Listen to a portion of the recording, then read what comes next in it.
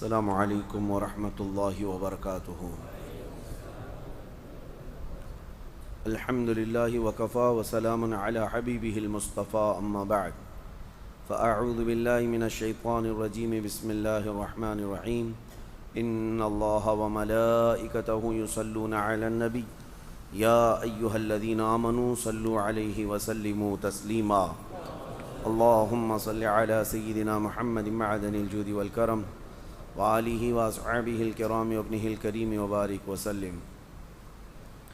سیرت مصطفیٰ صلی اللہ تعالیٰ علیہ وسلم کے ابواب میں حضور اکرم صلی اللہ علیہ وسلم کا سب سے عظیم سفر ہجرت کا کل آپ نے ملاحظہ فرمایا۔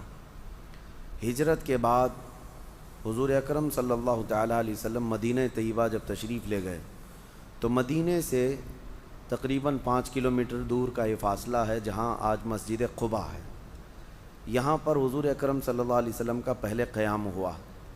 یہاں ایک خاتون تھیں حضرت کلثوم بن ہدم، ان کے ہاں نبی اکرم صلی اللہ تعالیٰ علیہ وسلم قیام پذیر رہے اور سب لوگ وہیں آ کر کے آپ سے ملاقات کرتے تھے۔ مدینے سے اکثر لوگوں کا آنا جانا مسجد قباء کے پاس جہاں آج مسجد ہے۔ تقریباً حضور پاک صلی اللہ علیہ وسلم 24 دن تک یہاں پر قیام پذیر رہے، بعض روایات میں 14 ہے یا 24 ہے۔ اسی دوران نبی اکرم صلی اللہ علیہ وسلم نے مسجد کا سنگ بنیاد رکھا۔ یہ پہلی مسجد ہے جو اسلام میں بنائی جا رہی ہے، سب سے پہلی مسجد، اور اس مسجد کے لیے کلثوم بن ہدم کی ہی جگہ لی گئی تھی، اور وہاں پر حضور صلی اللہ علیہ وسلم نے تعمیر میں خود حصہ لیا، یہاں تک کہ بڑے بڑے اتنے پتھر اٹھاتے تھے کہ حضور جھک جایا کرتے تھے۔ صحابہ اکرام عرض کرتے آقا آپ ہمارے لیے چھوڑ دیں کہ ہم یہ سب کام کریں گے۔ نبی پاک صلی اللہ علیہ وسلم تھوڑی دیر کے لیے چھوڑتے اور پھر ان کی دل جوئی کے لیے پھر پتھر اٹھاتے، اپنے ہاتھوں سے پتھر لا کر کے رکھا اور مسجد بناتے رہے۔ اور اس کے بعد یہ جب اونچی دیواروں والی مسجد بن گئی تو اس پر ایک کھجور کے جو پھڑ ہوتے تھے چھپر کی ایک چھت ڈال دی گئی اور اس میں نماز قائم کی گئی۔ یہ اسلام کی سب سے پہلی مسجد ہے جس کو مسجد قباء کہا گیا، اور اس کا ذکر اللہ نے قرآن عظیم میں فرمایا ہے، جیسے کہ 11ویں پارے کی تفسیر میں نے آپ کو بتایا تھا، ایک مسجد ضرار جو منافقوں نے بنائی تھی تو اللہ نے اس کو ختم کرنے کا حکم دیا تھا اور حضور صلی اللہ علیہ وسلم نے اس مسجد کو ختم کر دیا۔ اس کی جگہ قرآن میں اس کا ذکر آیا ہے لَمَسْجِدٌ أُسِّسَ عَلَى التَّقْوَى، مسجد وہی ہے جو تقوی کی بنیاد پر رکھی گئی ہے، اور اس سے مراد مسجد قباء ہے جس میں سب سے پہلے اللہ کے حبیب صلی اللہ علیہ وسلم نے اسلام کی تبلیغ کے لیے اور لوگوں کی ایک جگہ جماعت قائم کرنے کے لیے مسجد تعمیر فرمائی۔ اور اس مسجد کی فضیلت میں میرے آقا صلی اللہ علیہ وسلم نے فرمایا جو وہاں پر تازہ وضو پاک وضو کر کے، یعنی اپنے گھر سے وضو کر کے مسجد قباء جائے، 2 رکعت نفل نماز پڑھے، اللہ اسے ایک مقبول عمرے کا ثواب عطا کرتا ہے۔ عمرے میں جو ہے خانہ کعبہ کا طواف کرنا ہے اور صفا مروہ کی 7 بار سعی کرنا ہے، پھر حلق کرنا ہے احرام کی حالت میں۔ ایک محنت کا کام ہے عمرہ جو جاتے ہیں وہ جانتے ہیں، اور یہ حرم شریف میں اتنے سارے ارکان کے بعد عمرہ ہوتا ہے، لیکن مدینہ کی فضیلت یہ ہے کہ مسجد قباء میں صرف 2 رکعت نفل نماز پڑھے، اللہ اسے ایک مقبول عمرے کا ثواب عطا کرے۔ عمرے کے برابر عبادت اس مسجد میں ہے۔ پھر اس کے بعد نبی پاک صلی اللہ تعالیٰ علیہ وسلم مسجد قباء تعمیر کر کے آگے کی طرف نکلے مدینہ کی طرف۔ تو جب مدینہ جانے کا وقت آیا تو بیچ راستے میں ایک اور جگہ آپ نے قیام کیا، وہ جگہ بنو سالم کہتے ہیں اور بعض میں بنو سلمہ۔ وہاں پر جمعہ کا دن تھا، حضور نے وہاں ایک جگہ اور قائم کی اور وہاں سب سے پہلی جمعہ کی نماز جماعت سے حضور نے پڑھائی۔ سب سے پہلی یہ نماز تھی جمعہ کی جس کی جماعت قائم کی گئی۔ آج بھی مدینہ طیبہ میں وہ مسجد ہے جس کو مسجد جمعہ کہا جاتا ہے۔ جو لوگ زیارتوں پہ جاتے ہیں وہ مسجد جمعہ کی بھی زیارت کر کے آتے ہیں۔ سب سے پہلی جمعہ جہاں قائم کی میرے آقا صلی اللہ علیہ وسلم نے، وہاں پھر قیام کے بعد اب نبی پاک صلی اللہ علیہ وسلم مدینے کی طرف رواں دواں ہوئے۔ اب مدینے جب آ رہے تھے تو پورا قافلہ نکل پڑا تھا، ہر ایک استقبال کے لیے والہانہ طور پر اپنے گھروں سے نکلے تھے۔ اس میں جو روایات ہیں، بنو نجار جو خاندان ہے وہ حضور پاک صلی اللہ تعالیٰ علیہ وسلم کے دادا حضرت عبد المطلب کا ننیھال ہے۔ حضور اکرم صلی اللہ تعالیٰ علیہ وسلم کا حضرت آمنہ کا بھی ننیھال یہیں تھا، یعنی مدینہ تھا، جو پہلے یثرب تھا۔ تو اس خاندان کے لوگ بڑا استقبال کرتے رہے حضور صلی اللہ علیہ وسلم کا، اور وہی بچیاں ہیں جو دف بجا کر کے یہ کہتی تھیں، نحنو جوار من بنی النجاری یا حبذا محمد من جواری۔ وہ یہ کہتے تھے کہ ہم بنو نجار کے قبیلے کی بچیاں ہیں، کیا ہی مبارک ہو ہمارے لیے کہ ہم محمد عربی کے پڑوس بننے جا رہے ہیں۔ نبی پاک صلی اللہ تعالیٰ علیہ وسلم ہمارے پڑوسی ہو رہے ہیں اب، جب مدینے آ رہے تھے تو یہاں تک کہ سب لوگ حضور کے دیدار کے لیے مدینے میں اتر پڑے تھے۔ اب یہ جو قافلہ جا رہا تھا، صحابہ والہانہ طور پر آگے آگے بڑھ کر کے کوئی اونٹ کی مہار رسی پکڑتے اپنی طرف کھینچتے تھے کہ اس طرف چلیں حضور، اس طرف چلیں۔ نبی پاک صلی اللہ علیہ وسلم نے اخیر میں فرمایا، میری اونٹنی کی نکیل چھوڑ دو، اس کی مہار چھوڑ دو، اللہ تبارک و تعالیٰ کی مرضی کے مطابق میری اونٹنی جہاں پر بیٹھے گی وہی میری قیامگاہ ہوگی۔ حضور جس پر سواری کریں وہ اونٹنی بھی اتنا علم رکھتی ہے کہ اسے کہاں بیٹھنا ہے۔ صحابہ کو حضور نے فرمایا چھوڑ دو اس کو، اور اونٹنی چلتی ہوئی خرامہ خرامہ اسی جگہ پر پہنچی جہاں آج مسجد نبوی بنی ہوئی ہے۔ وہاں پر حضرت ابو ایوب انصاری کا مکان تھا، ایک صحابی، ان کے گھر کے دروازے پر جا کر اونٹنی بیٹھ گئی۔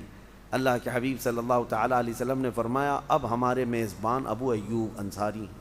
حضرت ابو ایوب انصاری تو خوشیوں سے پھولے نہیں سماتے، وہ اور ان کی بیوی دونوں پہلے سے صحابیہ تھے۔ حضور جب ان کے گھر جانے کی بات فرماتے ہیں تو دوڑ کر کے آئے، حضور کا سارا سامان لے جا کر کے اپنے گھر رکھنے لگے۔ ان کا دو منزلہ مکان تھا، ایک نیچے کا اور ایک اوپر کا۔ انہوں نے عرض کیا، یا رسول اللہ صلی اللہ علیہ وسلم، آپ اوپر کے حصے میں بالا خانے میں آپ تشریف لے جائیں، ہم نیچے رہیں گے۔ حضور پاک صلی اللہ علیہ وسلم نے ارشاد فرمایا، نہیں، میں نیچے رہوں گا، لوگوں کی ملاقات اور آنے جانے کا سلسلہ رہتا ہے، لوگوں کو ملاقات کے لیے آسانی ہو۔ تو حضور اکرم کے حکم کی وجہ سے ابو ایوب انصاری رضی اللہ تعالیٰ عنہ حضور کو وہیں پر رہنے کے لیے عرض کر دیے۔ 7 مہینے تک حضور صلی اللہ علیہ وسلم حضرت ابو ایوب انصاری کے مکان پر رہے، اور ان دنوں شوہر اور بیوی کی خدمات تاریخ میں رقم ہیں۔ حضور کے لیے سب سے پہلے کوئی بھی چیز ہوتی لاتے، اور حضور جب کھا کر کے اس میں کچھ چھوڑ دیتے، جہاں جہاں نبی پاک صلی اللہ علیہ وسلم کی انگلیاں رکھی ہوتیں، یہ دونوں شوہر اور بیوی جھپٹ جھپٹ کر وہاں سے کھایا کرتے تھے۔ یہ تبرک حاصل کرنا صرف ہمارا نہیں ہے، یہ صحابہ کا طریقہ ہے۔ حضور اکرم صلی اللہ تعالیٰ علیہ وسلم کے تبرک کو لیا کرتے تھے۔ حضرت ابو ایوب انصاری اوپر کے پہلے منزلے پر رہا کرتے تھے، اور یہ بھی روایت ایک عشق سے بھری ہوئی روایت ہے۔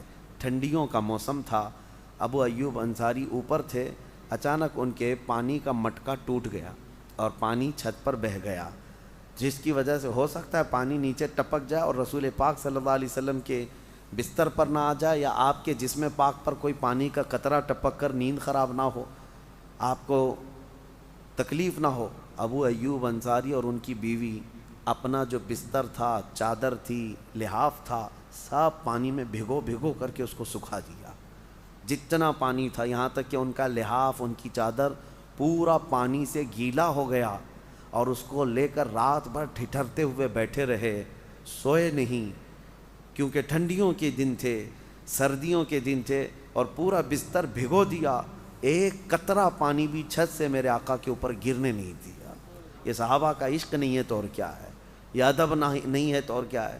نبی پاک صلی اللہ تعالیٰ علیہ وسلم کے وہ عظیم میزبان ہیں حضرت ابو ایوب انصاری، اور آج میں آپ کو بتاؤں، اس ابو ایوب انصاری رضی اللہ تعالیٰ عنہ کو آج اللہ تبارک و تعالیٰ نے جو انعام اس وقت دیا، آج کے دور میں جانتے ہیں وہ کہاں ہیں؟ وہ ترکی میں آرام فرما رہے ہیں۔ ترکیوں کو یہ انعام ملا ہے، میزبان رسول ان کے ہاں آرام فرما رہے ہیں، اور الحمدللہ ترکی حضرت ابو ایوب انصاری کا بڑا احترام کرتے ہیں، ان کا مزار مبارک بھی ہے، اسی لیے ترکیوں میں عشق رسول بھی الحمدللہ کافی حد تک ہے۔ ظاہر سی بات ہے نسلوں میں وہ اثر آتا ہے۔ حضرت ابو ایوب انصاری کے مکان پر 7 مہینے رہنے کے بعد پھر اب مدینہ طیبہ میں حضور پاک صلی اللہ تعالیٰ علیہ وسلم نے ارادہ فرمایا کہ اب مسلمانوں کے لیے کوئی مسجد یہاں باضابطہ ہونی چاہیے۔ اب اس مسجد کا قیام کرنا تھا جو پوری دنیا کی سب سے بڑی پارلیمنٹ بھی تھی، پوری دنیا کی سلطنت جہاں سے چلانی تھی اور پورے اسلام کی شان و شوکت جہاں سے بیان کرنی تھی، اس مسجد کا قیام تھا۔ تو بنو نجار خاندان جو حضور اکرم صلی اللہ تعالیٰ علیہ وسلم کے جو ننہالی رشتہ دار ہیں، جیسے میں نے کہا، انہی کی ایک زمین تھی۔ حضور نے وہ جگہ پسند فرمائی تو ان لوگوں سے جب زمین لینے کی بات آئی تو انہوں نے یوں ہی مفت میں دینے کا عرض کیا کہ ہم یہ ہدیہ کرتے ہیں، اللہ کا گھر ہی تو بنے گا۔ نبی پاک صلی اللہ علیہ وسلم نے فرمایا نہیں، ہم اس کی قیمت دے کر کے اس کو زمین لیں گے۔ پھر پتہ کیا تو وہ 2 یتیموں کی جگہ تھی، 2 یتیم تھے اس زمین کے مالک، ان کو حاضر کیا گیا۔ وہ دونوں یتیم بھی عرض کرنے لگے یہ ہماری قسمت نہیں ہے تو اور کیا ہے، یہاں اللہ کے نبی کی مسجد بنے گی، ہم اس کو اللہ کی بارگاہ میں وقف کرتے ہیں، ہدیتاً عرض کرتے ہیں۔ نبی پاک صلی اللہ تعالیٰ علیہ وسلم نے منع فرمایا، کہا اس کی قیمت بتاؤ، اس کی قیمت کے ساتھ اس کو لیا جائے گا۔ دنیا میں بعد میں آنے والے یہ منافقین یہ شوشہ نہ چھوڑیں کہ اس کی زمین لے لی تھی، اس کی زمین لے لی تھی۔ نبی پاک صلی اللہ تعالیٰ علیہ وسلم نے ان دونوں یتیموں کو جب قیمت بتانے کے لیے کہا تو ایک قیمت طے ہوئی، اور وہ ایک اچھی خاصی قیمت تھی اس زمین کی۔ تو وہ زمین کو قیمت دے کر کے حضور نے مسجد کے لیے جگہ حاصل کر لی۔ لیکن ایک پتے کی بات میں آپ کو بتاؤں، رقم تو دی گئی اس جگہ کی، اس کی مالیت ادا کی گئی ہے، لیکن قربان جاؤ میرے آقا صلی اللہ علیہ وسلم نے جہاں آج مسجد نبوی ہے، جہاں میرے آقا کا روضہ ہے، یہ جگہ جو خریدی گئی ہے، حضور پاک صلی اللہ علیہ وسلم نے اس جگہ کو حضرت ابوبکر صدیق کے پیسوں سے خریدا ہے، کسی اور کی نہیں۔ جو ان کا نام سن کر کے منہ بگاڑتے ہیں، صدیق اکبر کو گالیاں دیتے ہیں، ہاں پہلا خلیفہ ماننے میں کسی کے پیٹ میں مروڑ ہوتی ہے، انہیں پتہ ہے اسلام کی سب سے عظیم مسجد جو پورے اسلام کا قلعہ ہے مسجد نبوی، وہ حضرت ابوبکر صدیق کے پیسوں سے خریدی ہوئی جگہ تھی۔ نبی اکرم صلی اللہ تعالیٰ علیہ وسلم نے ان کے پیسوں سے خریدا اور اس کے بعد اس کو مسجد کے لیے وقف کر دیا گیا۔ اب وہ مسجد تعمیر ہونی تھی، اس مسجد میں بھی میرے آقا صلی اللہ علیہ وسلم خود اپنے کندھوں پر پتھر اٹھاتے تھے اور دیوار بناتے جا رہے تھے۔ کافی تیزی سے یہ مسجد بنتی رہی، انصار بھی تھے، مہاجرین بھی تھے، سب اس مسجد کو بنانے میں پیش تھے۔ کھجور کے جو درخت ہوتے تھے سوکھے تنے، اس کے پلر بنائے گئے، تقریباً 12 پلر تھے اس کے اندر۔ ان جگہوں پر آج بھی وہ پلر موجود ہیں۔ جو اصل مسجد ہے جو ریاض الجنہ کے علاقے میں، وہ پلر آج بھی اگرچہ اب سیمنٹ کے بنے ہیں لیکن پہلے وہ کھجور کے تنے کے تھے، ان کے نام بھی تھے، سب ستونوں کے نام آج بھی لکھے ہوئے ہیں، اگرچہ زائرین سر اٹھا کر دیکھتے نہیں اور نہ ہی تاریخ جانتے ہیں۔ لیکن ان پلروں پر پھر چھت جو قائم کی گئی تھی وہ بھی کھجور کے چھپر کی ہی چھت تھی، جو کھجور کے درخت کے چھال کے ہوتے تھے، پتوں کی چھت قائم کی گئی، بارش میں ہمیشہ وہ چھت ٹپکتی رہتی تھی۔ یہ مسجد تھی، مٹی کی زمین تھی، اور اس میں جو سجدے تھے وہ ایسے سجدے کہ ایک سجدہ کریں تو وہ جلوہ الہی کو دیکھ لیا کریں۔ ہمارے قالینوں کے سجدوں سے کئی زیادہ بہتر ان کے سجدے تھے۔ جب وہ پیشانی رکھ کر کے اٹھتے تھے تو ان کی پیشانیوں پر دھول گرد و غبار لگی ہوتی، لیکن وہ اللہ رب العزت کو ان کی پیشانیاں بڑی عزیز تھیں، بڑی پسند تھیں۔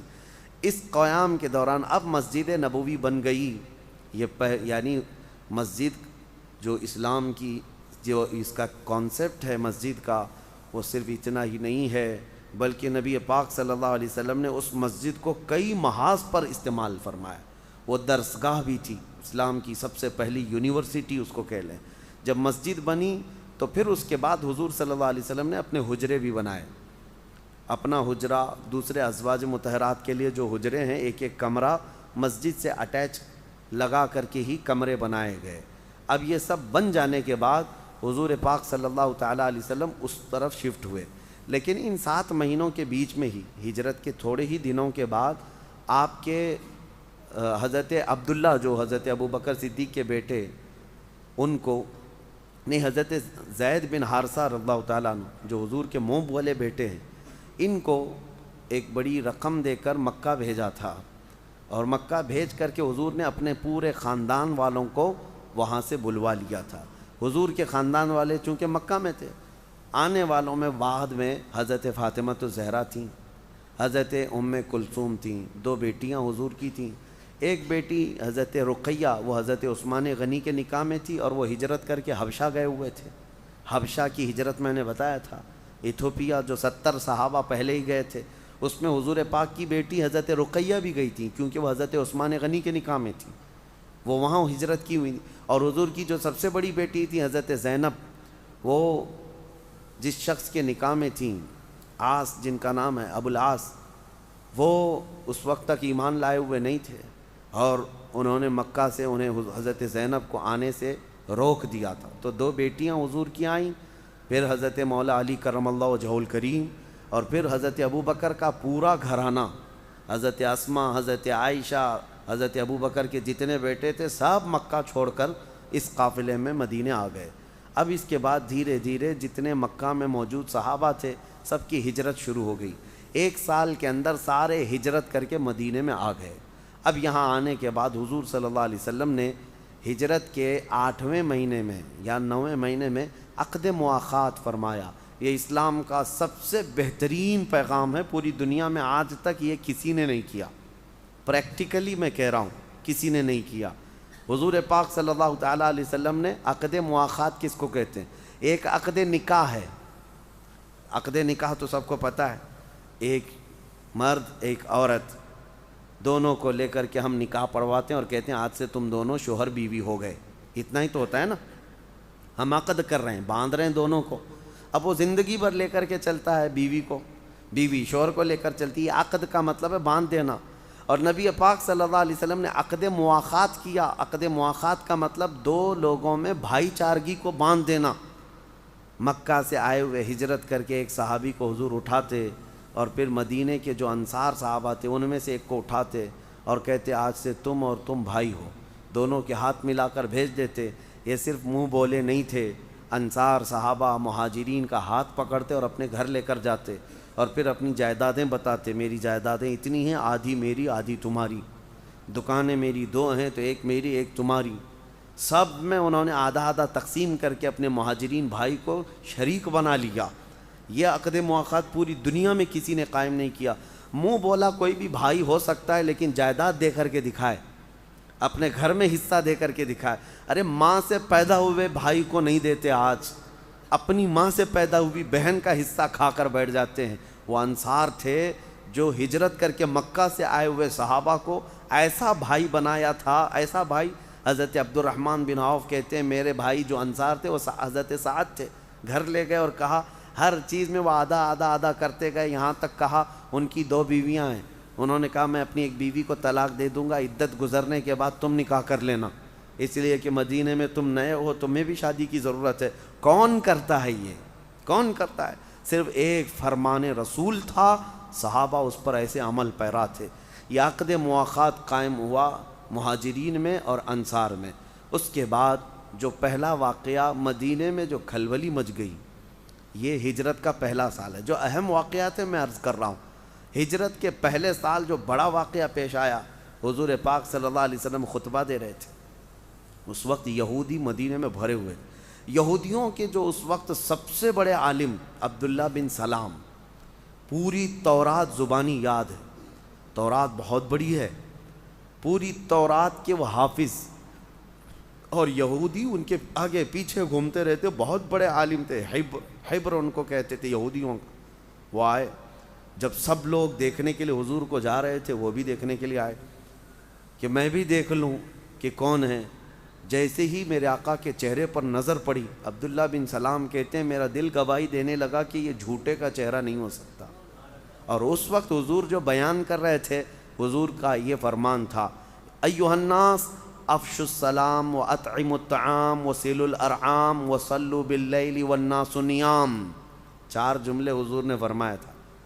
حضور نے یہ فرمایا تھا اے لوگو سلام کو عام کرو، ہر ایک کو سلام کرو، اور لوگوں کو کھانا کھلاؤ، تیسرا فرمان تھا حضور صلی اللہ علیہ وسلم نے فرمایا رشتوں کو جوڑو. چوتھا فرمان تھا کہ جب لوگ سو جائیں تو کھڑے ہو جاؤ اپنے رب کی عبادت کرو. عبداللہ بن سلام کہتے ہیں یہ 4 جملے میرے دل میں پیوست ہو گئے. میں آ کر کے اللہ کے نبی صلی اللہ علیہ وسلم کے پاس عرض کیا کہ میں اب کوئی سوال نہیں کروں گا, کوئی چوں چرا نہیں کروں گا, بس ایک خواہش ہے, میں ایمان لاتا ہوں آپ پر, آپ اللہ کے آخری رسول ہیں, لیکن بس خواہش اتنی ہے کہ میں یہودیت پہ تھا, تورات کا حافظ تھا, بہت بڑا عالم تھا, بس دعا یہ کریں کہ اسلام میں آؤں تو میرا وہ مقام برقرار رہے. حضور پاک صلی اللہ علیہ وسلم نے دعا ایسی فرمائی کہ حضرت عبداللہ بن سلام جیسے اسلام لائے, حضور اکرم نے ان کا لقب دے دیا کہ اور لوگ عالم ہیں لیکن میرا عبداللہ بن سلام حبر الامہ ہے, قیامت تک کی امت کے عالم ہے. حضرت عبداللہ بن سلام امت مصطفیٰ کے بھی عالم, اور اس کے بعد ان کے حق میں قرآن کی آیتیں بھی نازل ہوئی. حضرت عبداللہ بن سلام حضور اکرم صلی اللہ تعالیٰ علیہ وسلم پر جیسی وہ ایمان لائے, یہ بہت بڑا مسئلہ تھا مدینے والوں کے لیے کہ ٹاپ لیول کا کوئی لیڈر جب کنورٹ ہو گیا ہو تو یہودی تو یتیم ہو گئے تھے بیچارے, لوگ دیکھتے رہ گئے ہمارا اتنا بڑا عالم چلا گیا.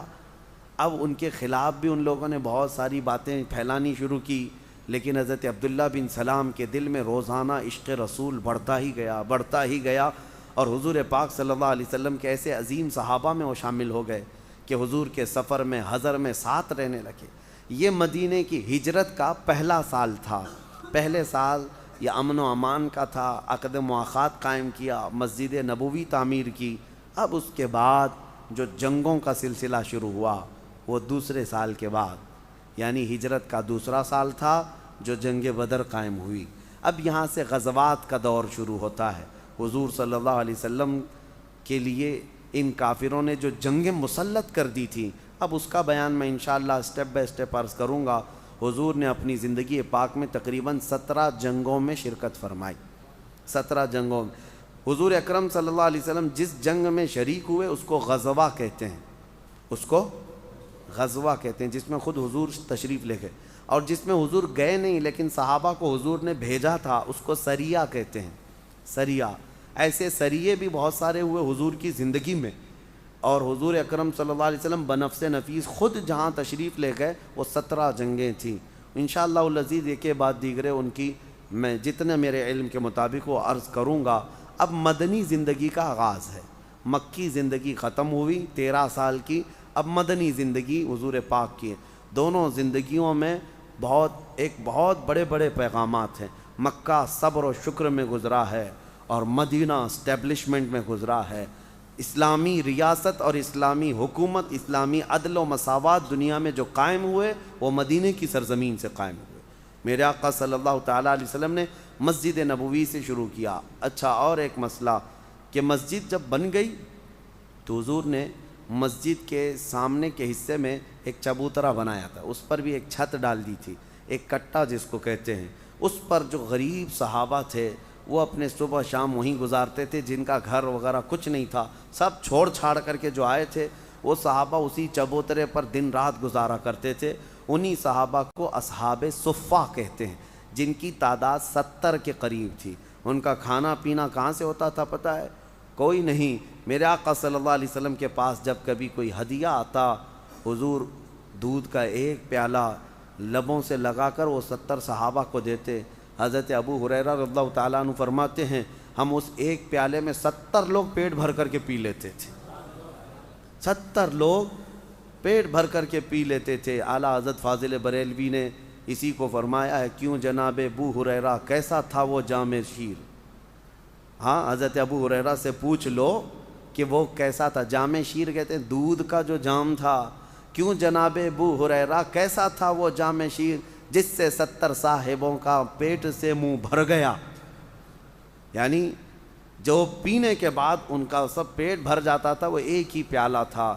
میرے آقا صلی اللہ علیہ وسلم نے اصحاب صفہ کا یہاں پر دوسرا مسئلہ ایک یہ ہے, دنیا میں پہلی سوسائٹی یعنی جس کو لے آؤٹ کہیں یا ٹاؤن شپ جس کو کہتے ہیں, گھر بسانے کی ایک نئی آبادی حضور پاک صلی اللہ علیہ وسلم کا ایک جو دنیا کو دیا ہوا کانسیپٹ ہے کہ جب یہ غریب صحابہ میں کوئی شادی کر لیتے مدینے میں، حضور ہی خود نکاح کرتے ہیں، کسی کی شادی کروا دیتے، تو ایسا نہیں کہ وہ چبوترے پر ہی رہتے رہیں گے اور بیٹی کسی کے گھر میں رہے گی اور گھر جمائی بن کر کے رہیں گے، نہیں، ان کے لیے سب سے پہلے حضور نے مدینے کے مضافات میں، یعنی ایکسٹینشن جو ایریا ہوتا تھا اس ایریے میں ایک بڑی زمین حضور نے حاصل کی تھی، وہاں ایک چھوٹا سا مکان بناتے، ان غریب صحابہ کی شادی کرتے اور پھر ان کو وہاں بسا دیا کرتے۔ اس طرح وہ پورے غریب صحابہ کی ایک پوری آبادی قائم ہو گئی تھی۔